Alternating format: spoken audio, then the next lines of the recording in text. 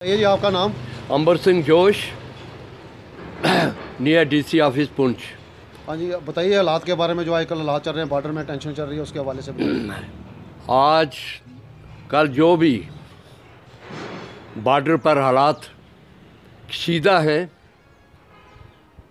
और इसमें जो बॉर्डर पर लोग रहते हैं उनको बड़ी मुश्किलात का सामना करना पड़ रहा है। रात को उन्हें खाना खाने का वक्त नहीं मिलता, रहने का वक्त नहीं मिलता, बच्चों को दूध देने का वक्त नहीं मिलता। क्यों कि एकदम कोई भी काम शुरू करते हैं तो बॉर्डर से उस परली तरफ से यहाँ गोलाबारी शुरू हो जाती है। मैं ये समझता हूँ कि इंसान ही मरते हैं, वो ये इसका सवाल नहीं पैदा होता कि हिंदू है, सिख है, मुसलमान। जहाँ भी किसी की मौत होती है या फोत होता है वो उसमें इंसान की जान जाती है। ना हक जो लोग गरीब लोग के बॉर्डर पर रहते हैं अपने वो कहाँ जाएं? वो अपने उसको छोड़कर शहरों में आकर भी नहीं रह सकते। बच्चे बाल बच्चे को दूध के इस वक्त जो श्रीनगर में हालात थे वो हालात ने वजह से ही वो जो हमारा पड़ोसी है उस मुल्क ने यहाँ मिलिटेंट को भेजकर बहुत ट्रेनिंग देकर मुजफ्फराबाद में ट्रेनिंग देकर यहाँ भेज रहा था। तो मैं समझता हूँ कि उसी वजह से हिंदुस्तान ये नहीं चाहता था कि किसी मुल्क पर चढ़ाई करना, वो सिर्फ यही चाहता था कि ये जो टेररिज्म है, ये दहशत गर्दी है, इसको पिछले दिनों हमारी एयर फोर्स ने उनके जो ठिकाने थे मिलिटेंटों के तमाम को तहस नहस करके रख दिया। क्यों रखा?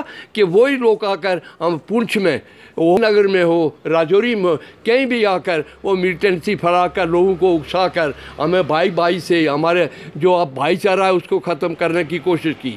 मैं यही कहूँगा कि इस वक्त जो है चाहिए कि जो जिस मसले पर इस वक्त ये जो लड़ाई हो रही है, इस लड़ाई को बंद करने के लिए टेररिज्म का जो है, जिसमें कि अमेरिका हो, रशिया हो, जापान हो, उन्होंने भी पाकिस्तान को ये कहा कि आप ये मिलिटेंसी रोकें हिंदुस्तान में। हिंदुस्तान कभी किसी मुल्क पर या किसी की ज़मीन को कब्ज़े में करने की कोशिश नहीं करता। वो यही चाहता है कि वे अमन हो। वो जो जब तक वो टेररिज्म जो उन्होंने पाल कर रखे हुए हैं मिलिटेंट, उनको रास्ता दिखाया जाए कि नहीं भाई इंसानियत के तरीके से हमें रहना चाहिए। 1947 की जंग देखी, उसके बाद 65 की देखी, उसके बाद 71 की देखी।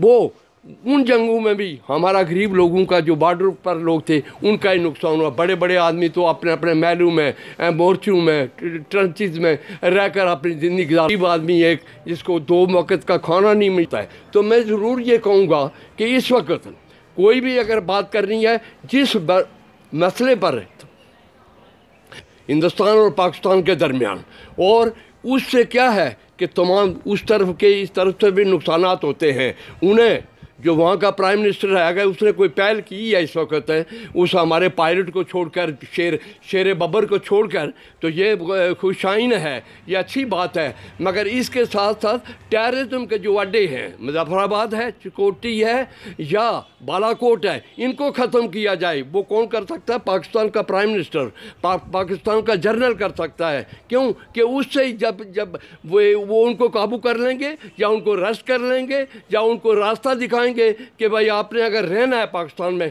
तो अमन से रहना है, चैन से रहना है, हमारा मुल्क पड़ोसी है। तो आखिर में मैं तमाम लोगों को भी ये कहूँगा कि हमें अफवाहें नहीं फैलानी चाहिए, अफवाहों पर ध्यान नहीं देना चाहिए। हमारा भाईचारा जो पुंछ का है, सदियों का चला आ रहा है, ये हमेशा काम रहे। और हमारे गरीब लोग जो बॉर्डर पर रहते हैं उनके लिए मैं बार बार इसलिए कहता हूँ कि बड़ी मुसीबत। Subscribe our channel and please hit the bell icon so you never miss an update.